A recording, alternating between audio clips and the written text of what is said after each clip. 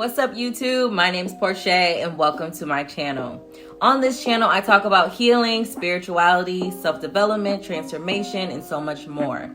Today, I'm going to be sharing my perspective of the ego and my experience and knowledge with it throughout my spiritual journey. I feel like it's important to understand and know about the ego because it's a key to self-awareness and self-development.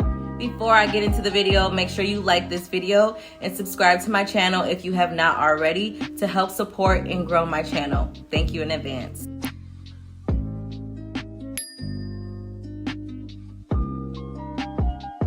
So what is the ego exactly? Well, for one, there are many concepts of the ego, and from what I noticed, most people don't really have a good understanding of it because there's so many misconceptions. For instance, there are many popular songs in regards to the ego, just like Beyonce's hit song Ego that was released in 2008 and also remixed by Kanye West. In this song, she talks about a man who has a big ego by describing him as having confidence, swag, and being a boss. She also adds in that she herself has a big ego. And although those qualities are attractive to have in a partner and in self, the song is actually romanticizing having a big ego as if it's an ideal thing to have. When in reality, having a big ego has a negative impact on oneself and others. To put it short, the ego is our self-identity, and it's the identity that our mind creates about ourselves. And to go a little further, the ego is an aspect of our minds that allows us to perceive ourselves as an individual and experience our own consciousness. And this is why we feel separate from everything, including our unity consciousness, because the ego is solely tied to the physical material realm, which makes us identify as different from others physically by having our own perspectives, our own values, morals, dreams, hopes, and so on. I remember when I first distinguished my ego from my true self, and it was at the end of my suffering through that dark time that I talked about in other videos, which I refer to as the dark night of the soul. I remember I began to realize all the self-destructive things that I was doing and putting myself in situations where I felt hurt and felt embarrassed. But this last time was the final straw. It's when I first started to respond to things versus reacting. And this is when, for some reason, I just kept saying to myself, my ego's hurt, my ego's bruised. And it's just something that was in me that kept saying that, and it stuck with me. It was like I wasn't giving that pain the same meaning I once gave to it. And I started to feel disconnected from it. It was like I was hurt, but I felt okay because I knew that it wasn't me, it was my ego that was hurt.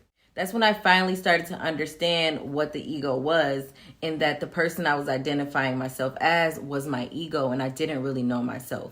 And it made me understand that there must be more to me that's more authentic.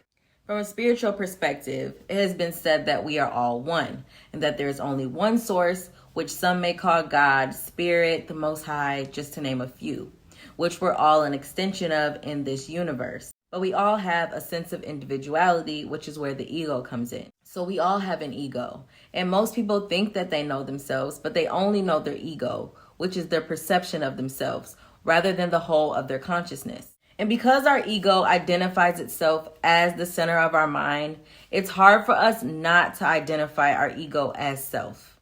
So essentially, there are two parts to the self. One is our ego, which is our persona or the mask that we wear in society. And two, which is our true self, which is like our soul that stays with us throughout our lifetime. Your ego is not your intuition. It's not your instincts. It's what reacts to those things based off your individual programming. It's who you think you are. It's the titles and the labels that you've accepted.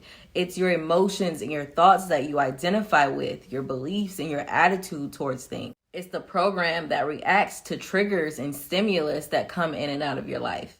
The difference between your ego and your true self is that your true self responds to things accordingly, and your ego reacts to things to preserve itself. The ego does not want to die, and it's the main cause of suffering in this world today. And it's because our ego is based off the past, our memories, our past traumas, everything we've experienced from childhood up until now.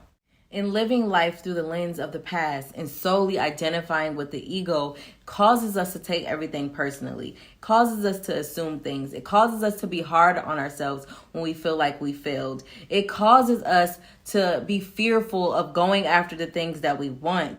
It causes us to feel separate from everything and make us feel alone in the world. It causes us to compare ourselves to one another.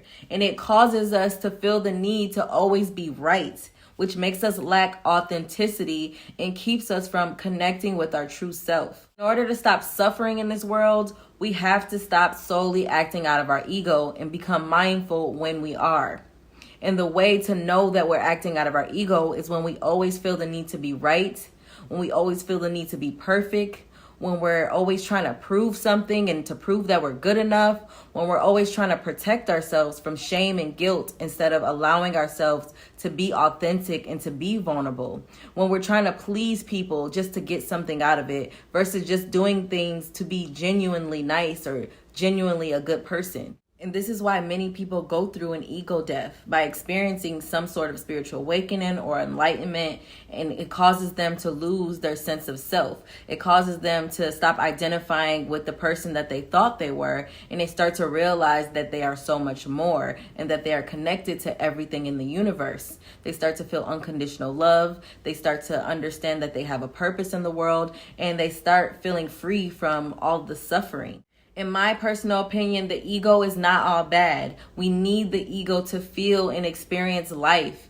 It's just important to be aware when you're acting out of your ego, when you're making decisions based off your ego. Just know that you're not just your ego. Make sure you're keeping your ego in check and just have that balance. Just be aware of when you're trying to always be right, when you're trying to be perfect, when you're trying to prove something to someone, when you're trying to protect yourself from shame and guilt, and when you're trying to please people.